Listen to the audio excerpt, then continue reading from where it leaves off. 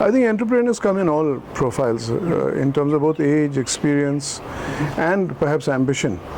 And I should imagine the majority fit into what you may call as people who bring in a few years of experience, then building on that experience, they built up it. And yet at the same time, you will also notice that the world has probably been changed more by the early stage entrepreneurs. So they don't know what they don't know and they do something completely new. So whether it was the Bill Gates or the guys behind Google and so on. And yet some very large giant entities have also got created by late stage entrepreneurs. So now when you come back to, so there was always a space for it. It's not that I'm a rare entity. There's so many people who you can think of who would have done entrepreneurial activity, if you will, at fairly late ages. And there's one example that comes to my mind, and the name of the person drops out, Charlie somebody, but he's the gentleman who created PeopleSoft. Of course, in that case, it got acquired, and he went and created yet another new company, which clearly he's been able to bring his own new ideas into an area in which he had experience and create yet another platform, which is now clearly already achieving a leadership position. I often think of Warren Buffett as doing something new every day, for that matter, and he's obviously even that much older. So it's not so much a function of age. Now come down to individual motivation, because you could say, hey, at a certain age somebody may want to, there could be 3 or 4 things, and I think motivation stems from multiple areas. One is that you have, let's say, still an unfulfilled ambition.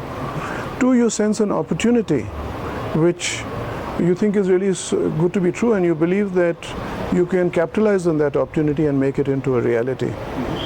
The third is you really want to do something which I think brings into one, says, hey, this is my final legacy, if you will. And in my case, I think the additional thing, the thought that we were choosing this theme of happiness and saying that we're creating an entity which is more than just creating a business enterprise, but creating something where we're really seeking to maximize happiness for our own people, for our customers, and in a sense being happiness evangelists. To me, that itself was another big driver when we, when I began saying, okay, now why should I now create yet another entity?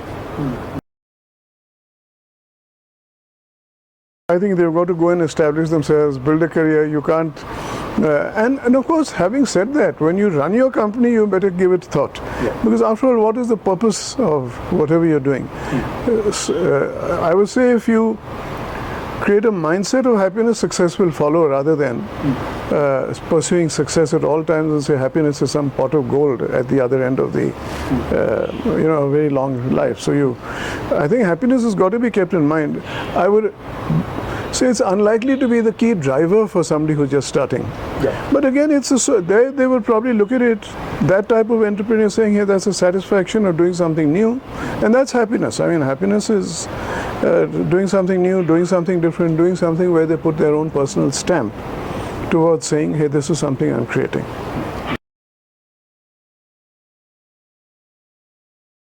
If you look at a pure startup, I think you've got to keep multiple things in mind. One of the advantages, I must tell you, though, of being a late-stage entrepreneur is you've built relationships, and those relationships become the source for at least a very significant part of, let's say, early-stage team, people who you know have similar culture, similar values, similar philosophy, and so on.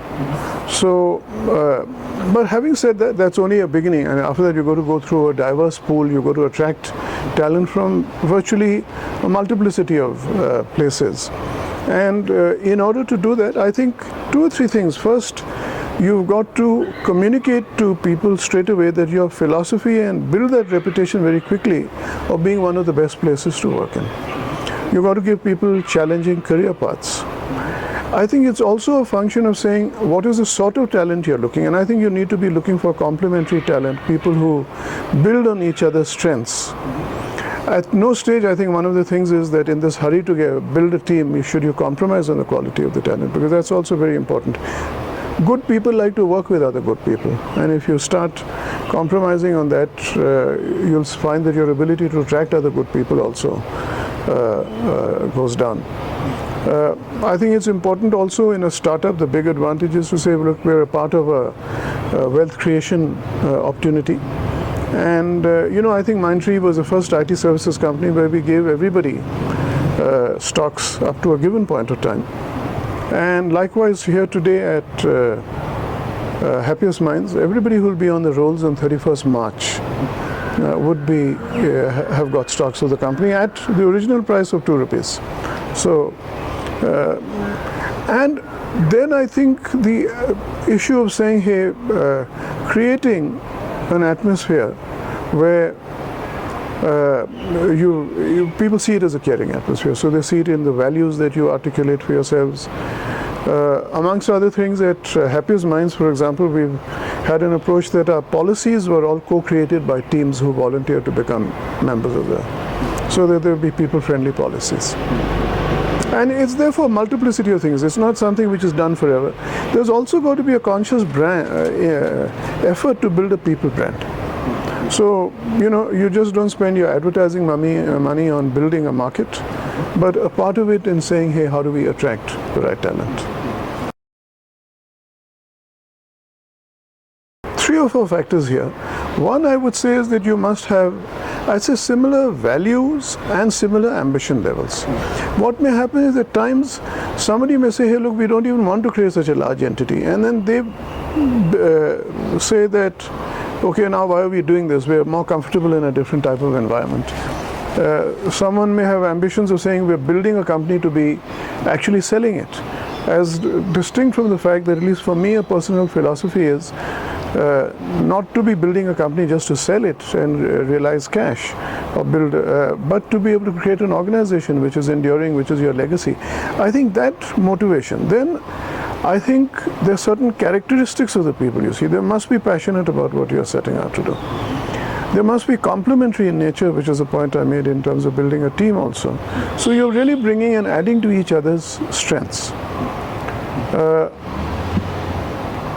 And remember that everybody is not going to be a chief executive. So you've got to be clear that sometimes when you start a company and there are a lot of co-founders, everybody wants to get involved in doing everything because there's so much involvement and passion. But in the end, you've got to settle down to the fact that an organization is going to deliver expertise through the strength of its functions. And therefore, they've got to be functional experts in whichever area that you choose them to be. Or bring in capability. I mean, sometimes you may get youngsters, a young startup, probably there are several people who got not more than a few years experience. So, but if they got the right aptitude for the function for which they're being selected, and it comes to them somewhat naturally, I think that's absolutely very important. A desire to keep learning all the time is absolutely key. I think when a person stops this whole process of self-development, it becomes a big stress. Then you've also got to see is what is the capability of people to grow and transform themselves as the business grows. And that's something that you may find that, okay, it's a decision you may need to take downstream because different people will grow in different speeds.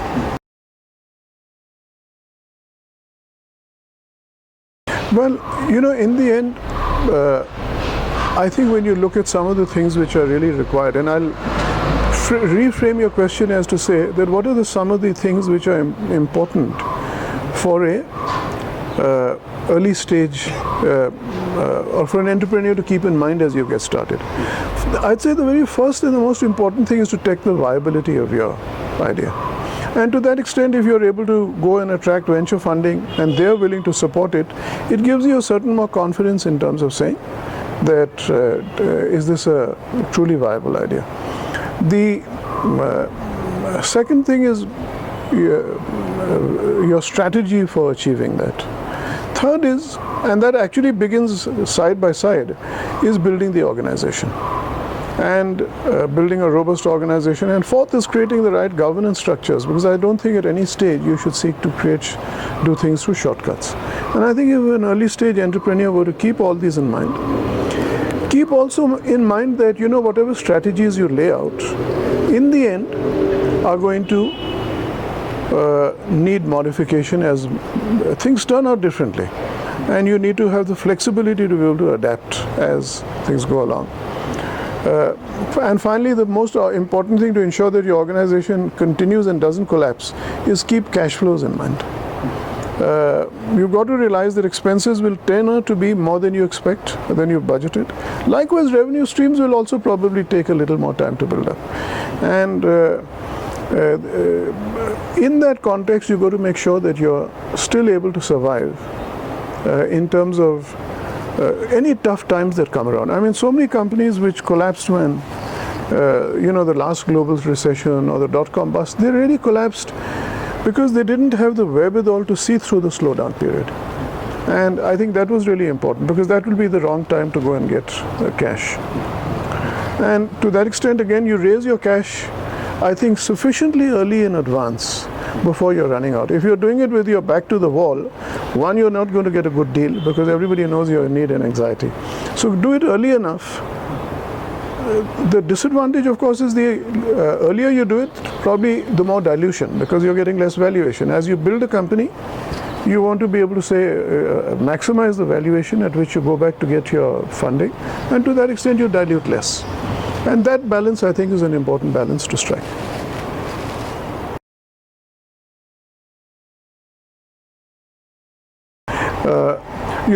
In terms of time management, the way I optimize my time, some people think I over-optimize it. So I'm very clear that I'm not going to end up getting, in a way, sucked into things which could drift on. Make sure that I've personally, over the years, don't get involved in long meetings. And that's also because you could say that my role has changed. I'm no longer as the CEO of the company, but as executive chairman. So I leave all the daily running in that sense. In that process, I've created a lot of discretionary time for myself. But having said that, I think if I look back on it, what would I have done over my career in terms of time management? And obviously, I applied a lot of my mind to it. I think from time to time, you need to keep revisiting to get an understanding of what you're spending time on. And for that, the best way to do it, you'll always get a surprise. You may not realize how you're spending your time unless you've actually logged it. And therefore, I would log my time in terms of, say, certain categories. How much of it was customer facing? How much was meetings? How much was it one-to-one personal discussions with people? How much of it was self-development? And that could include a variety of reading. How much was travel from a variety of business, attending conferences? How much of this is sheer people development, mentoring type of activities? And if you split your activities based on your role into these areas, and the final thing of how much time you spend just clearing mail, for that matter, which is a solid chunk of a day. If you've got a good record of that, then you know what you'd really like that balance to be. And once you're clear of what that balance is, you're course correcting to see if you've gone in the right balance that you seem to have wanted to set out for yourself to deliver results for yourself. And I found that it is always useful.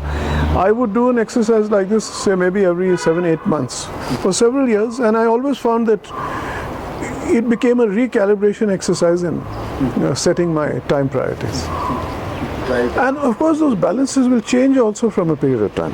After you're starting a new company, very largely, business development becomes almost your top priority after you've gone through the process of setting up your organization.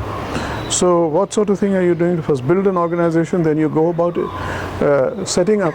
How much of your time can you pass on to, in terms of implementation, in a sense, for the team to take it up. So essentially, I think this time priorities do change as you go through the course and life cycle of a company. Well, it's still in a very nascent stage. It's been funded, but I'm not getting into numbers. And I have appointed both a managing trustee. I'm a trustee, and my role here is largely one of actually just attending trustee meetings, laying down the charter, and then after that, in a sense, the team that we built will deliver. The name of the NGO is Ashirvadam, Incidentally, my house is Ashirwad. It's worked out happily enough, so I thought this would not be a bad name to do it. And I'm housing it, as you can see, in my own residence itself, the office for it. Nice office also, if you can see its ambience. And so there is a managing trustee and a CEO who've been appointed.